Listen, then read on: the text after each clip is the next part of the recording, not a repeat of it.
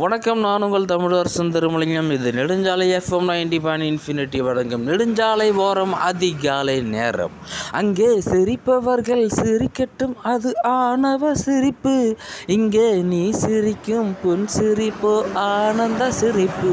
இந்த பாட்டை தான் ஒரு வாரமாகவே நம்ம ட்ரெண்டிங்கில் பார்த்துட்டு இருந்தப்போ நல்லாவே போய்கிட்டு இருந்துச்சு. அப்போ இந்த சிரிப்புன்றது எப்போதெல்லாம் வருதுன்னு பார்ப்போம் வாழ்க்கையில். ஒன்று தன்னுடைய இயலாமையை நினச்சி சிரிப்பு வரும், இன்னொருத்தவங்களோட இயலாமையை நினச்சி சிரிப்பு வரும்.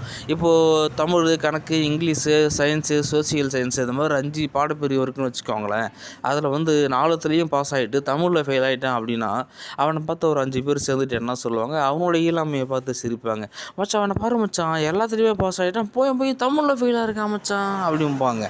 இதுவே அந்த ஃபெயிலான நபரே எப்போ சிரிப்பார் அப்படின்னா, இன்னொருத்தன் தமிழில் பாஸ் ஆகிட்டு இவனுக்கு ஈஸியாக இருக்கிற கணக்கு சப்ஜெக்டில் ஃபெயில் ஆகிருந்தானா, டேய் நீ என்னடா எல்லாத்துலேயுமே பாஸ் ஆகிட்டு போய் கணக்கில் ஃபெயில் ஆகியிருக்க. இப்படி தான் இன்னொருத்தவங்களோட இயலாமையை பார்த்து வருவதற்கு பெயர் தான் சிரிப்பு. நம்ம சிரித்து வாழணுமா இல்லை சந்தோஷமாக மகிழ்ச்சியோடு வாழணுமா? சிரிப்புக்கும் மகிழ்ச்சிக்கும் நிறைய வித்தியாசம் இருக்குது.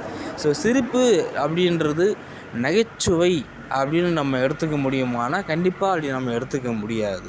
ஏனென்றால் ஒரு சிரிப்பு இன்னொரு மனிதனை சிரிப்புக்கு உள்ளாக்கினால்தான் அது மகிழ்ச்சியான தருணமே தவிர, இன்னொரு மனிதனை அது தாழ்வு மனப்பான்மைக்கு தள்ளுகிறது என்றால் அதன் பெயர் சிரிப்பு கிடையாது.